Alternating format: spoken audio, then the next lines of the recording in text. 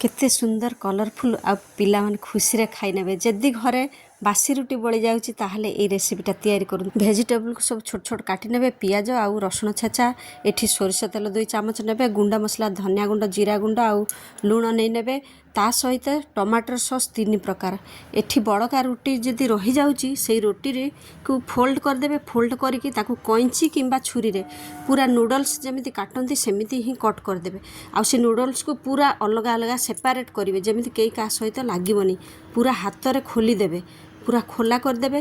तापर कौन करेंगे गोटे फ्राइंग पैन रे तेल पकेबे, सोरिष तेल पकई ने। तेल तातिला परे जीरा किंबा सोरिष पकई पारे। मुझे नहींनी एठी मु डायरेक्ट रसुण पकई कारण नूडल्स बनइबार अच्छी। रसुण छेचा पकई नहीं, ता ऊपर पियाज कटा पकई ने, कंचा लंका कटा पकई ने। पकई नहीं टिके हल्का भाजी देबे। ऊपर सब भेजिटेबल पकई देबे। आउ भेजिटेबल टिके हल्का भाजी हो पत्र कोबी बीन गाजर मटर जहाँ भी अच्छी जहाँ एवेलेबल घरे थी सेटा ही पकेबे आ भाजी नेबे। जरूरी नहीं जे निहाती एका सब दरकार, जहाँ भी घरे अच्छी सेटा ही पकातु।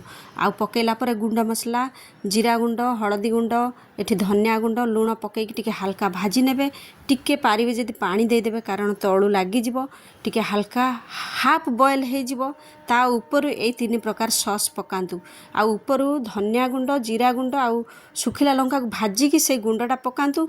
ए सॉस रे विनेगर अच्छी आउ आरारूट पाउडर अच्छी, से टमाटर सॉस चिली सॉस एटा मिसिकी ए सॉसटा पड़ी ताकू टिके भल भाव चलई देबे। सॉस जेतेबेले मोटा गाढ़ा हो जिवो तापरे एई रोटी को पकई नेबे। पकई नहीं कि भल भाव चलई नेबे जेमिति सबू पूरा पूरा ताकू कभर करनब।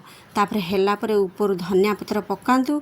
आउ गरम गरम सर्व करंतु कारण पिला माने बहुत पसंद करथांती चाउमिन मैगी एगुड़ा बाहर जिनस खाइबा पाई, किंतु घरे से जिनस करंतु आ पिला मानकु दियंतु से माने खुशी रे खाई नेबे।